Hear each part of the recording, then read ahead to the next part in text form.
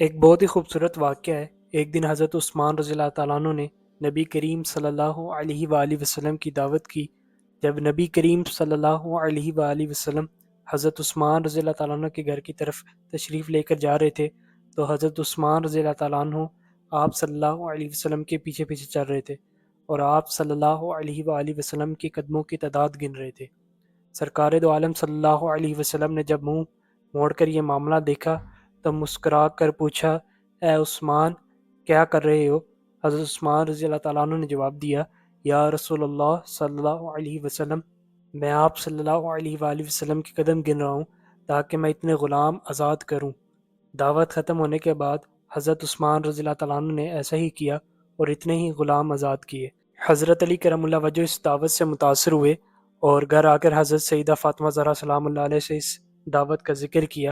حضرت فاطمہ زہرا سلام اللہ علیہ نے فرمایا، علی اگر تم چاہتے ہو تو ٹھیک ہے، تم رسول اللہ صلی اللہ علیہ وآلہ وسلم اور آپ کے اصحاب کو بلاؤ اور میں دعوت کے لیے کچھ پکا لوں۔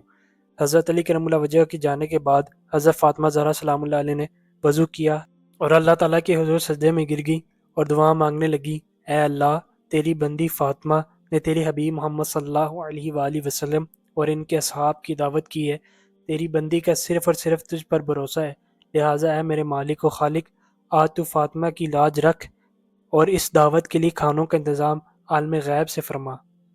سیدہ زہرا سلام اللہ علیہ نے یہ دعا مانگ کے ہانڈیوں کو چولہوں پر رکھ دیا۔ اللہ کے فضل و کرم سے تمام ہانڈیاں رنگ برنگ کھانوں سے بھر پڑی تھیں۔ جب سرکار دو عالم صلی اللہ علیہ وآلہ وسلم اپنے اصحاب کے ساتھ تشریف لے آئے تو حضرت فاطمہ سلام اللہ علیہ نے ہانڈیوں سے ڈھکن اٹھا کر کھانا ڈالنا شروع کیا۔ اصحاب رسول صلی اللہ علیہ وسلم کھانے کی خوشبو سے ہی حیران رہ گئے۔ جب صحابہ کرام رضی اللہ تعالیٰ عنہم اجمعین نے کھانا کھایا تو کھانے کی لذت نے مزید حیران کر دیا۔ نبی کریم صلی اللہ علیہ وآلہ وسلم نے صحابہ کرام رضی اللہ تعالیٰ عنہم اجمعین کو حیران دیکھ کر فرمایا، حیران ہو رہے ہو؟ تمہیں معلوم ہے کہ کھانا کہاں سے آیا ہے؟ تمام صحابہ کرام رضی اللہ تعالیٰ عنہم اجمعین نے جواب دیا، اللہ اور اس کا رسول صلی اللہ علیہ وآلہ وسلم بہتر جانتے ہیں۔ سرکار دو عالم صلی اللہ علیہ وآلہ وسلم نے فرمایا، حضرت فاطمہ سلام اللہ علیہ نے یہ کھانا ہم لوگوں کے لیے جنت سے منگوا کر دعوت کی ہے۔ اس کے بعد سیدہ فاطمہ زہرا سلام اللہ علیہ پھر سجدے میں گر گئی اور اس طرح دعا مانگنے لگی، اے میرے مالک، حضرت عثمان رضی اللہ تعالیٰ عنہ نے تیرے محبوب کے ہر قدم کے بدلے ایک غلام آزاد فرمایا۔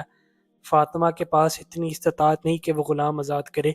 اے میرے رب، تو نے پہلے بھی میری لاج رکھی اور جنت سے کھانا بھیج دیا، اب تیرے محبوب صلی اللہ علیہ وآلہ وسلم جتنے قدم چل کر میرے گھر آئے اتنے ہی سرکار دو عالم کے امتی جہنم کی آگ سے آزاد فرما دے۔